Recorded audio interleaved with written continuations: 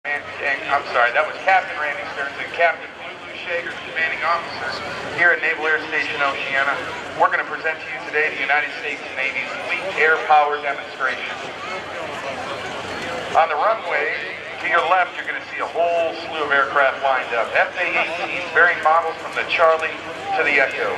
You're going to see section takeoff today where the wingman will hold position during the takeoff roll, fly into that parade position through the takeoff roll as they take to the skies. Listen as 8 motors go full afterburner as they come from left to right.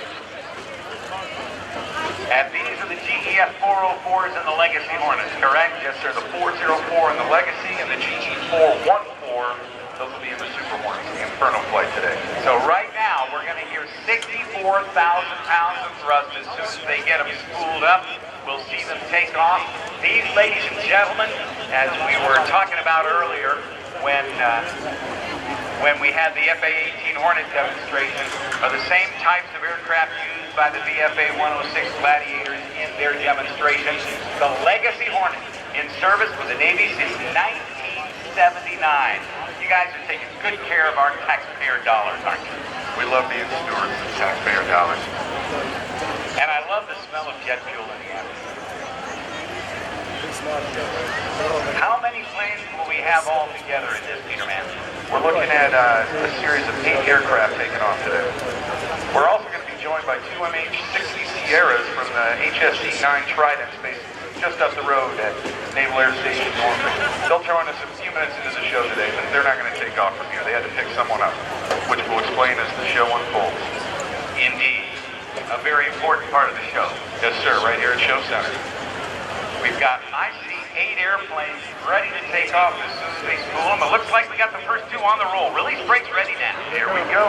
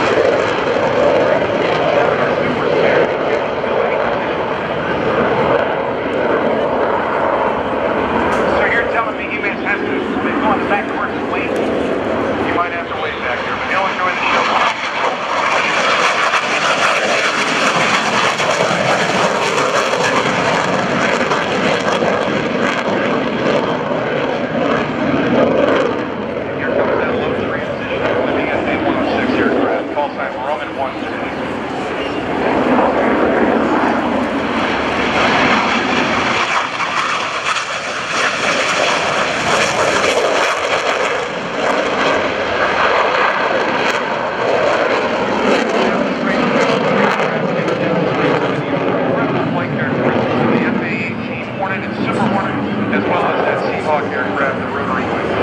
The tasks and maneuvers you're going to witness are used every day by fleet aviators around the world. These men and women serving in your United States Naval Service have mastered these maneuvers in a training environment, and they've proven them in a combat scenario as well. Okay, if you look over your left and right shoulders, we've got 2 aircraft. We've got Ragin 11 with Bisbo Scott and Viper 5 with Voodoo Green Tree. They're going to merge right here in front of us at Show Center and then expect them to hard turn away from us. It's going to be a level flight today, and what Fizbo's going to try and do is evaluate the energy state of his aircraft, the geometry of his aircraft, as well as the adversary.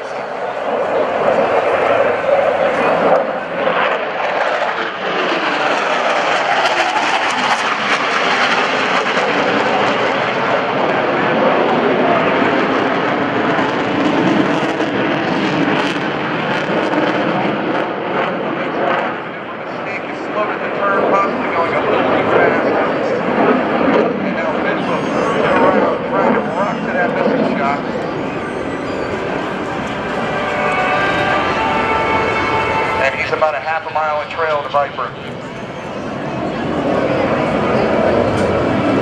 What kind of weapons do you have at your disposal for this SO? At the fingertips of each of these aviators, we have a series of air intercept missiles, and the nickname for that is AIM. It's an acronym. We're in the military. So he has that AIM 120 AMRAAM, or Advanced Medium Range Air-to-Air Missile. Let's listen to them as they come by. Oh boy, he's saddling right.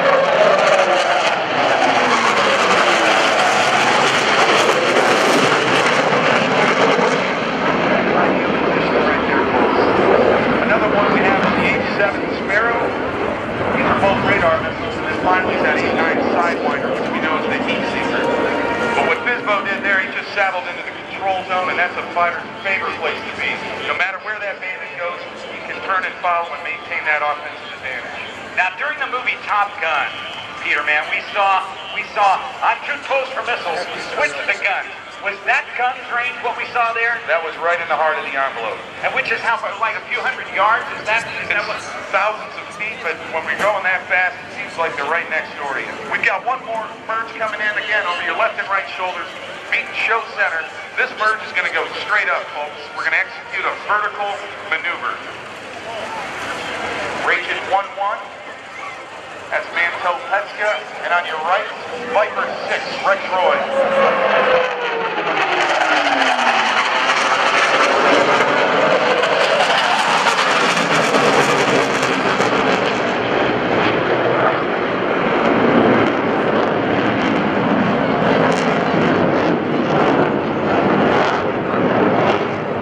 And it looks like we're reversal there. Let's see his hands up to capitalize on that mistake. They just disappeared behind the puppy. I think they're going to break out here. This is important. There's Rex Roy. And there's Mantel. That's a great 8-9 shot right there. Can you talk about the range of the AIM-9? The AIM-9 Sidewinder, it's been around for 40 plus years. It sure has, sir. And right now it's the AIM-9 X-ray. We use the alphabet because we're aviators. And that's how we go higher and higher with a lot of the missiles. We're on the X-ray variant today. I can't tell you any of the ranges, but I can tell you we can get pretty close and we can get pretty far away. You can tell me, but you have to kill me? I wouldn't do that to you, bro. Thank you.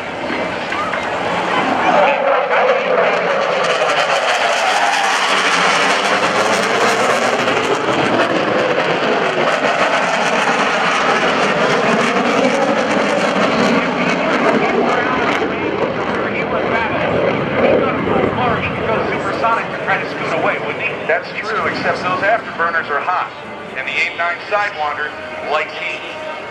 So you got to be careful. You don't want to show him too much heat, but he can try and get away. It's a great place to be. Somebody's trying to get away from you. You hold the advantage.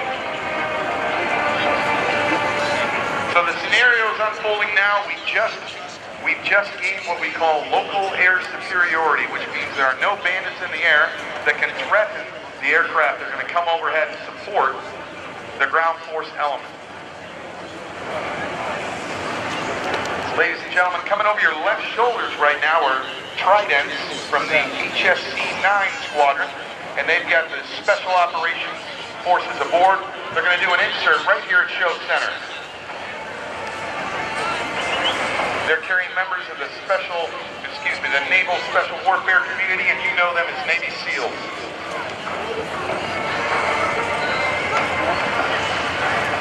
From the left, observe how these MH-60 Sierras Watch the maneuvers as they slow their aircraft, and they're going to nail this landing.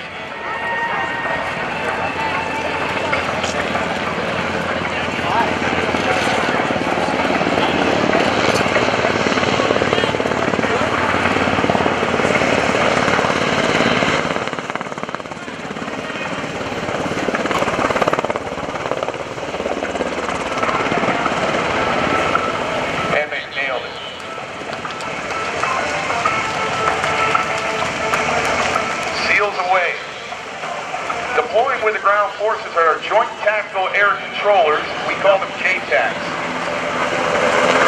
The JTAC is locked in the hip with the ground force commander, and he is this conduit. Strike aircraft overhead. Let's go hot bike and let's listen to the interaction between the JTAC and the strike aviators overhead. As tactical aviators off of an aircraft carrier, we're often used and we're tasked to help those people on the ground with right now in Syria. Inferno. Inferno, Spark 2-1 has you live currently on me. Inferno has you loud and clear. Inferno 2 by F-18 echoes with 10 miles to the east. We have 65 Mach 82 speed today. You were standing by for Nazi. Copy, Inferno, Spark 2-1. We are 3 packs. Recovery element. We're currently at OP Alpha. Break, Inferno. We are cruising contact at this time. We got enemy forces off to our west, approximately 200 meters. Inferno is contact your LZ this time and looking for enemy forces. We're pushing this time. Copy, Inferno, continue. Inferno 1-3 and 1-4 will approach Inferno. Requesting immediate air support. Enemy forces 200 meters west. Troops in the open. Inferno is tally troops in the open. They look 200 meters to the west of your position. We're going to do level laydown 2 by Mach 82, Southwest. Spark 2-1, copies all. Inferno, bring the rain. Inferno. So we can expect a section of Inferno, and that's Frenchie and Hacksaw coming from the right. They're going to do a level laydown that's low and fast, and they're going to drop bombs right across the runways on the simulated enemy troops that are harassing our Navy SEALs today. Inferno, 233. Inferno, cleared hot. Here they come, Rob. They're right on the right. Cleared hot. That's a very important word, phrase.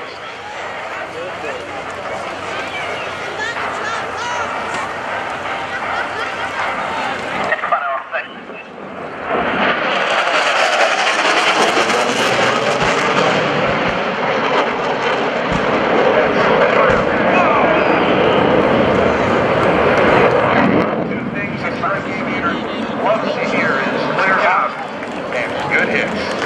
Spark 3 and a 1-1. Spark 3 and 1-1. Ranger 1-1. Spark has you live Charlie. How many? Lima Charlie means loud and clear. No, Ranger 1-1 has you Lima Charlie as well. Copy. Are you contacting Inferno 6? Ranger 1-1 is contacting Inferno 6 this time. Copy. Request you see us northeast 50 meters. We got additional troops in the open. They're setting up an ambush on our location. Copy. Ships northeast 50 meters. Will be contact from the south. Expect 2 by Mach 82. Spark, copies all. Sounds good. Region 1-1 and 1-2 will be coming from your left shoulder, and they're going to pop. They're still trying to stay low and fast underneath that enemy radar, and then pop up at the last possible moment, roll on their backs, re-identify the target, get the cleared hot from the JTAC, and set those Mark 82s on the deck. The pop-up maneuver is very self-explanatory, isn't it? Stay low under the radar, get up, acquire the target, roll in, and point it right at it. That's exactly right, Rob. We're simple math. 5 miles.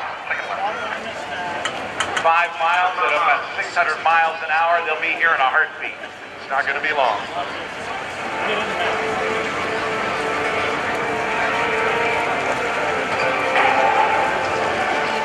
I've got them coming over the tree line on my left, and this is an attack pod. Simply Inferno hit the target. Region 1-1 in 050. Region 1-1, cleared hot. Region 1-1.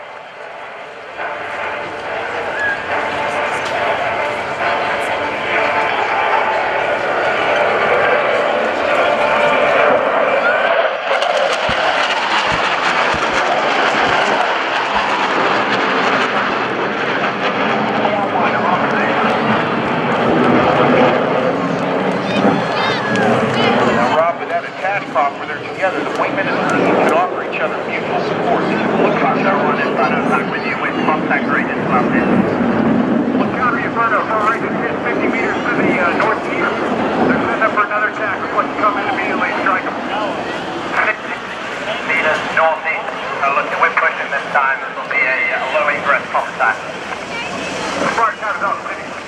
So the difference between these two pops we're going to see is that one there, they're working together, they're right next to each other, and the next one is a mirror pop.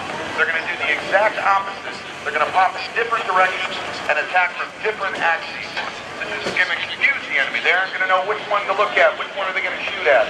And I've got a flight of 2 coming right down the departure end of runway 5, to the right.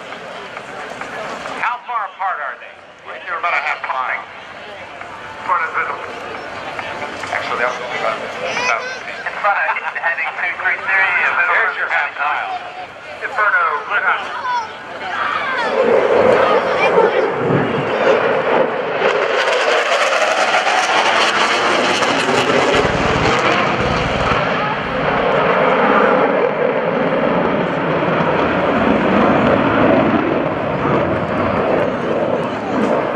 Looks like the Ragins and the Infernos are softening the target stuff pretty well.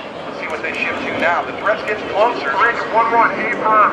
It's got squad from the Tridents attack. They're up in the same clearing. They're trying to get another setup on our position for an ambush. Request to come in with guns this time.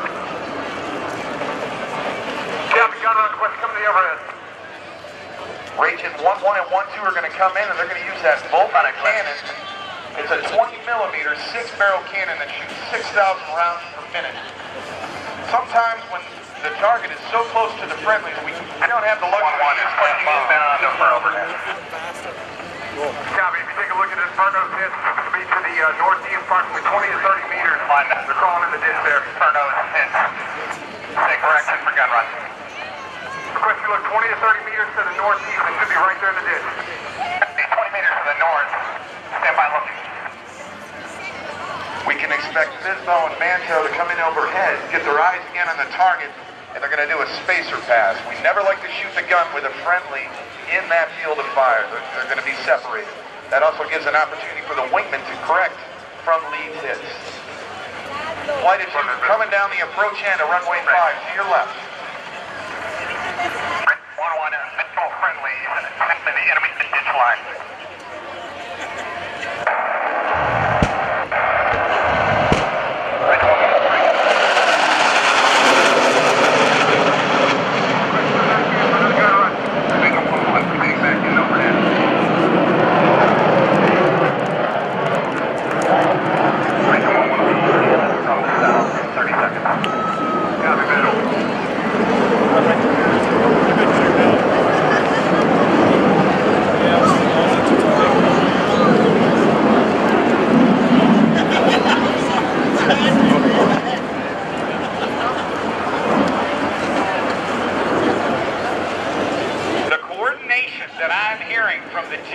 On the ground. 1-1 in heading at 050.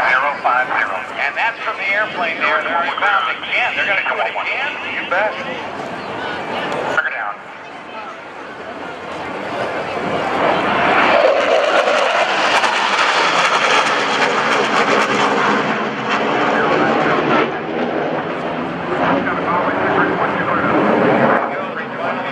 See if they get it done.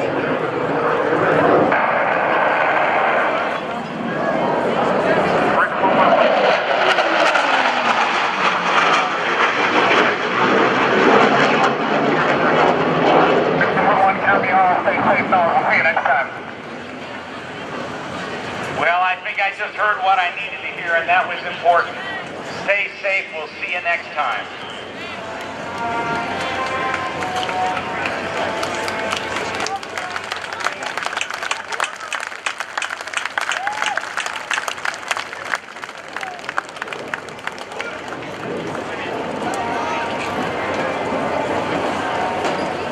Now I see some green smoke out there, Peter, man. There they are. They're marking their ride. They want to get picked up. And if you look to your left, over your shoulder above us, Joe Torgensen, Kodiak Galvin, and Whiting and BDA are coming in to pick up our SEALs.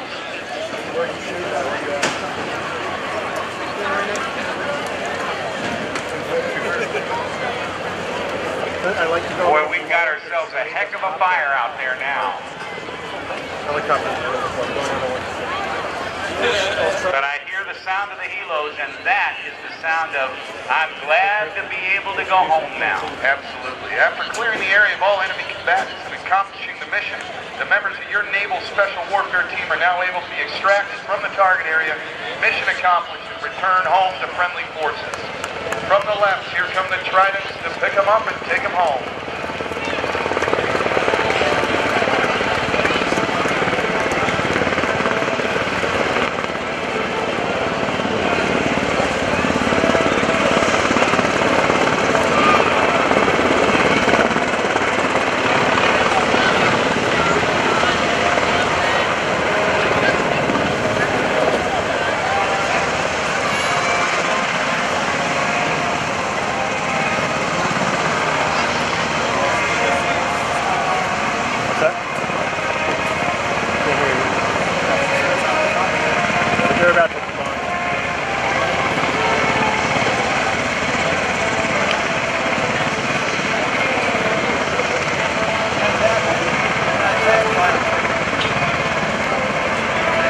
Looks like the Navy SEALs just picked up a package. I think we're going to have to describe that here in a few minutes. I think you're right about that. Very, very important package indeed.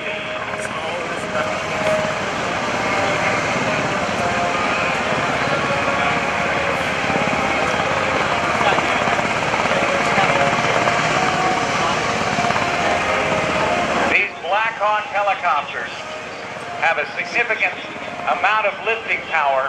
And although some of the helos are being replaced in certain, in the Marine Corps in particular with the Osprey, there's still an advantage to be able to get in and out very, very quickly with those tactical landings and a quick roll and takeoff, transitioning into their forward flight, getting the men in and out really rapidly. The helo is long from being retired. Oh, the helo's going to be around a long, long time. Light, powerful, maneuverable. We need that Seahawk very, very badly. Okay, as FA-18 aircrew operating in that unique environment around the aircraft carrier, naval aircraft need the ability to refuel in flight. We do this on those extended missions, and every once in a while we'll come back. God help us if we can't get aboard. We might have to go up and get a drink of gas. From the right, you're going to see Infernal 1-3 and 1-4 demonstrating the in-flight refueling capability of the Super Hornet. Infernal 1-3, that'll be Frenchie. He's going to have that refueling stored on his belly station. That's a centerline station, and it deploys a drogue. And then Infernal 1-4, on all the F-18 aircraft, they have a fuel probe that comes out the right side, just forward of the canopy. And they plug that receptacle into that basket and they get that drink of gas that they've been looking for. Aerial refueling. The Air Force does it with a boom method from a big KC-10 or a KC-135 Strato tanker, but look to the right. This is Hornet passes gas to Hornet. We call the KC-135 the Iron Maiden. She's not very friendly to our newer aviators. The old guys like her better because the fuel flow is a lot quicker. But irrespective of what the tanker is going to be, it used to be the S-3 Viking, and I understand some of those guys are coming back, right? Yes, sir. We have folded them in. They are strike fighter aviators today, and they're doing a heck of a job. But when you're low on gas and got no place to go but the carrier, because when you're in blue water ops, there's no divert airfield, this is the most welcome sight. A Hornet with a drogue chute and that hose to give you more gas. He's hooked up right there, right? He's really hooked up. Yes, Mary. She is hooked up. Hacks on, plugged and received. Wow.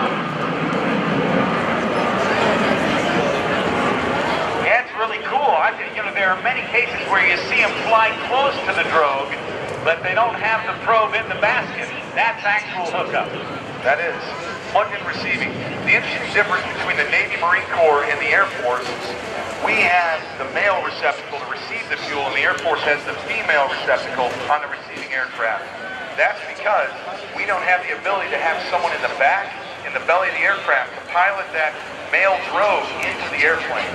These are carrier-configured aircraft. They can drop that store, put a fuel tank on, put a bomb on there. They can't do that in the Air Force. We have to be able to plug into the basket rather than receive machines today that take to the skies and get show all these fine people the maneuvers we love to fly. And for them, we're very thankful. We love our maintainers. And I'll rattle off some names here a little bit later in the show.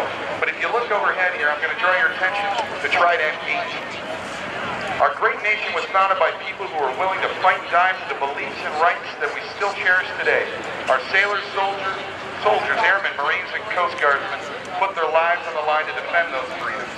They fight for our rights, for their brothers and sisters next to them. They put themselves before others. They protect those who cannot or those who will not protect themselves. They're even willing to make that ultimate sacrifice. Many already have.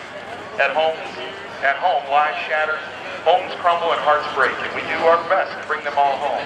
Unfortunately, sometimes we're not that lucky.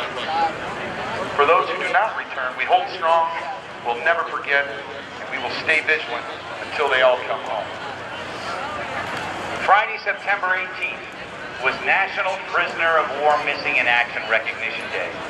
And the flag that you see right now being deployed by that skydiver is the symbol of those brave Americans that were held captive or listed as missing in action.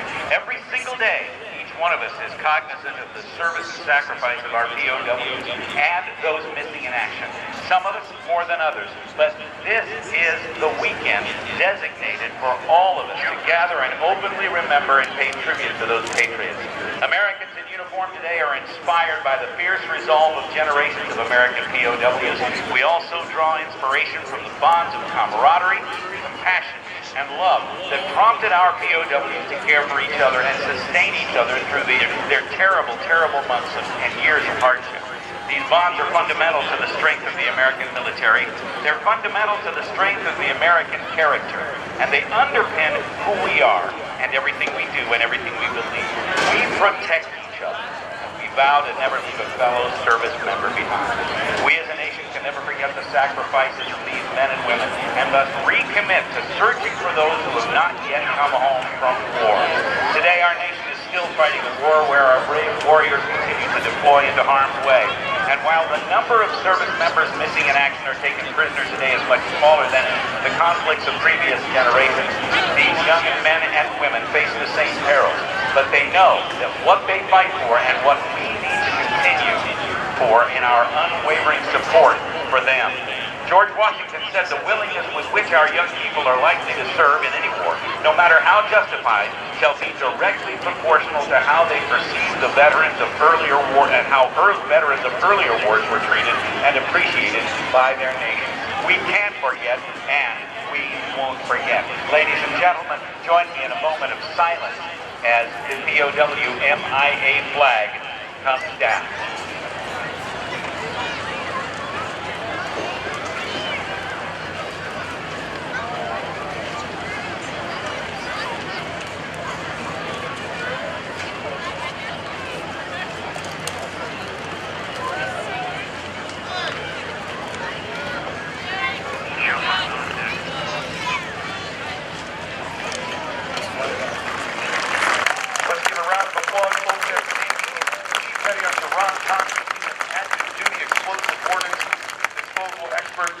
I'd like to just reiterate that on the backs of our veterans from Vietnam, both men and women, thank you very much. This flag, the symbolism of POW MIA, was something else that they sacrificed, that they brought to the attention of the American people, and for that, we cannot thank you enough.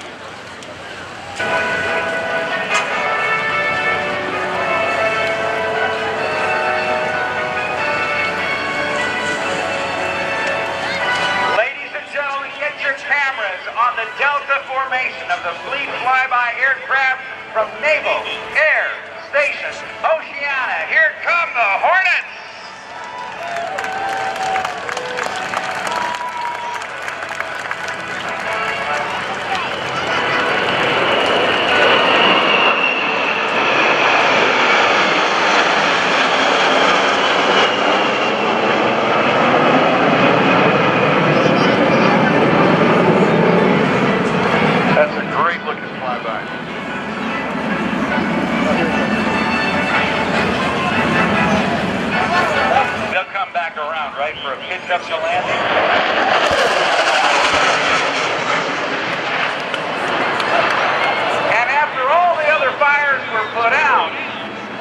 started another one. We want to thank Rick Myers and his gang from Firewalkers International for doing all the pyro this weekend.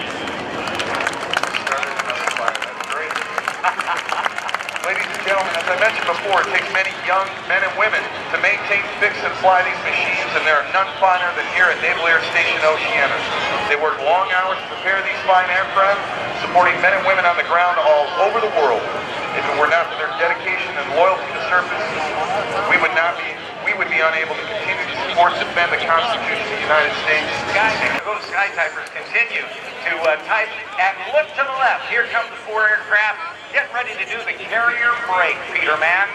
This is a diamond break led by Ragin 11 again. The carrier break is that expeditious way that we can come overhead the ship, brake at a high speed, slow down very quickly and land. Unlike the airliner when you're flying into Norfolk International, they're putting the gear and the flaps down at 10 miles away, and it's a very slow progression to get down to the ground.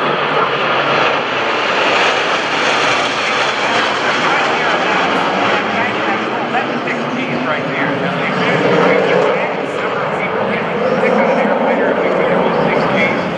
There are people that get sick with 1 G in an airline.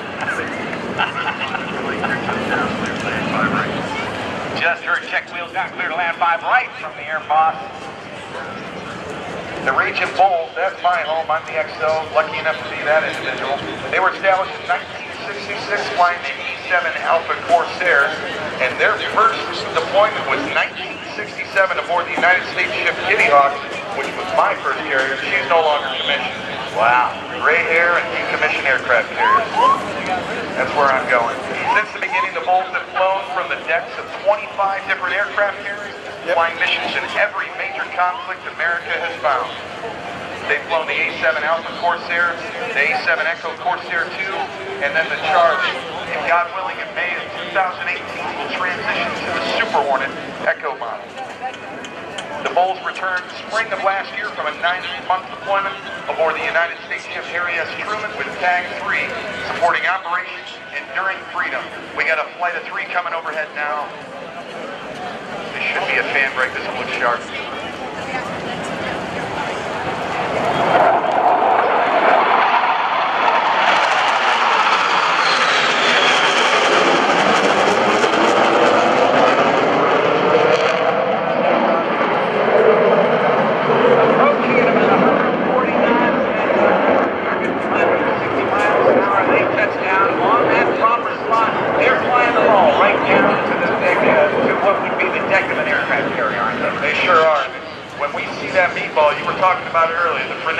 When we see it, we can't do anything but fly it. It's the way we're wired. Again, it has to do with that competitive nature. We grade each other on our landings on the aircraft carrier, and if we can make it competitive, we're going to do it. So every one of us practice every time we land. Now, as this aircraft comes down, is that now? Oh, there's a lot. Does that hurt when it slams down? Absolutely not. If you look at the fighter legs, you can see them here in the Blue Angels. The same aircraft we're flying out here. F-18E Hornets have big, thick legs with big shock absorbers. And if you see an Air Force plane coming, oh, we got a fat boy here. Here comes Eeyore, he's bringing the heat.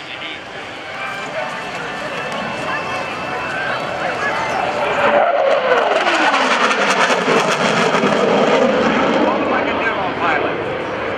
Well, there's a reward for that. If you do it at the ship and you have a safe and expeditious landing, the landing signal officers will give you an upgrade for that great break. Is that right? It is, but if you screw up on the landing, you're not going to get any love from it. All right, let's talk about it as they approach. Let's talk about those 4 wires and the flight path marker. I have had the opportunity to fly the Super Hornet simulator here, and as a civilian pilot, I started to flare, and they said, no, don't flare. Talk about the landing, the lens, the descent rate, and all of that getting down on the deck. Well, you were talking with Toby earlier about it. The 3 things we look at are the meatball, which is that visual cueing of our glide slope, our angle of attack. The meatball, that's on the side of the deck or on the runway in this case here, right? Absolutely. It's on the lighting system. It's a lighting system. It's on the left side of the carrier. It's on the left side of the landing box down there. And there are green lines that go across, and they keep it aviator-proof. If the yellow ball is above the green lines, then you're high, and if it's below, you're below glide slope, and if it's red, you're really low. The other thing we have to worry about is the angle of attack. We need the hook and the wheels to touch down at the same time. If the nose is too far low, that hook will actually travel over the wires and we get a bolter. And we go off the end of the runway or to the end of the flight deck, and I'll tell you what, nobody likes the bolter. And then the worst case scenario is you come in and your nose is cocked too high, you grab that wire and it's called an in-flight engagement, and the hook is going to stop the aircraft and it will slam the aircraft down on the flight deck. It's very violent. Now that will hurt. That one hurts. I've seen that happen, and it's not good. And it'll hurt the ego too. Hurts the ego, hurts the plane, and and you take the lumps and you move on. So 3 wires though. I mean 4 wires. What's the goal here? The goal is to land in between the 2 and the 3 wire. That's right smack dab in the middle. And our new carriers actually only have 3 wires. So you want to go, right? A guy like me, I need all the wires I can get. But you still want to go for that middle wire. That's the target wire for the day. The other thing we have to worry about, as Toby mentioned, this was lineup. If you look at the top view of an aircraft carrier, the landing area is not straight in line with the center line of the ship. It's actually cocked a little bit to the side. And that means when the ship is moving forward, your runway continually tracks to the right. So you have to continually turn to keep lined up on the runway. So you're not landing, it's almost like you're not landing straight ahead then. Not at all. Oh. More than 10 degrees off from the center line of the ship. So that you've got all this mental computation going, plus you've got the visual stuff, and then you've got your flight path marker on your heads-up display that shows where the airplane's going to be, and that's going to be in there. So you maintain the angle of attack, make sure the flight path marker's on the right place, make sure the meatball's in the center of the line.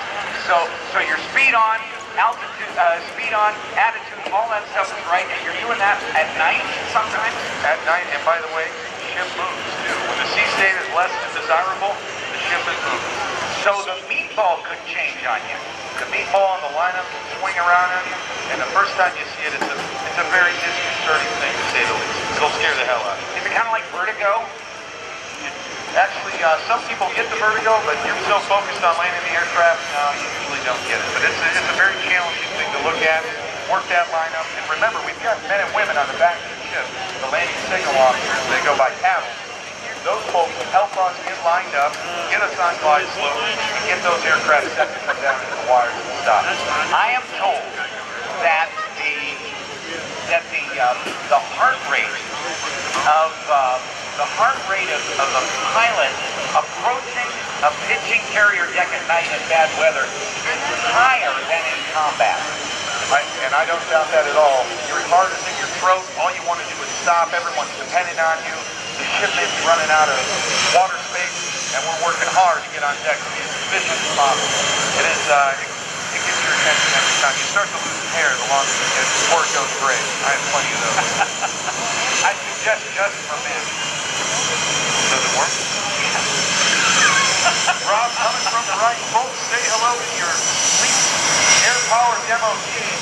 The lead, Captain Brandon Scott, and Ragin 11 commanding officer of the Ragin Bulls.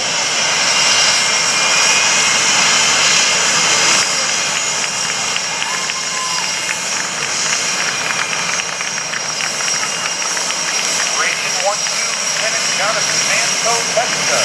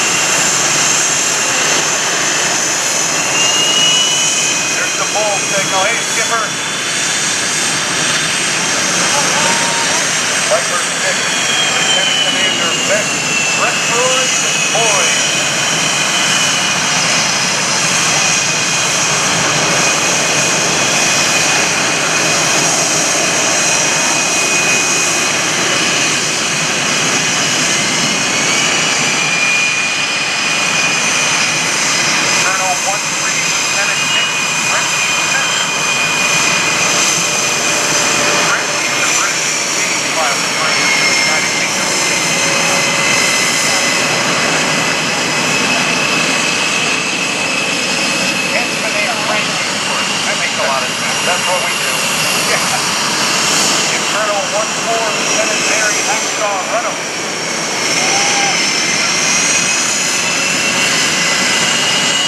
He's doing the white glove thing here.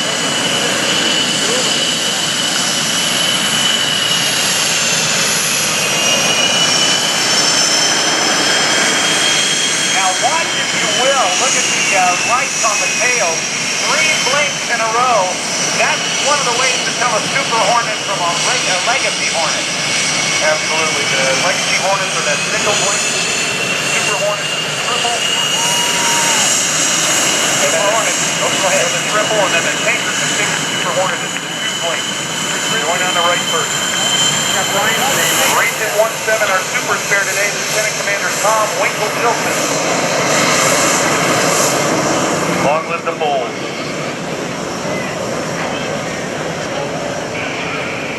And Roman 1's Lieutenant Jaime Eor Moreno from the VFA 106 Gladiators.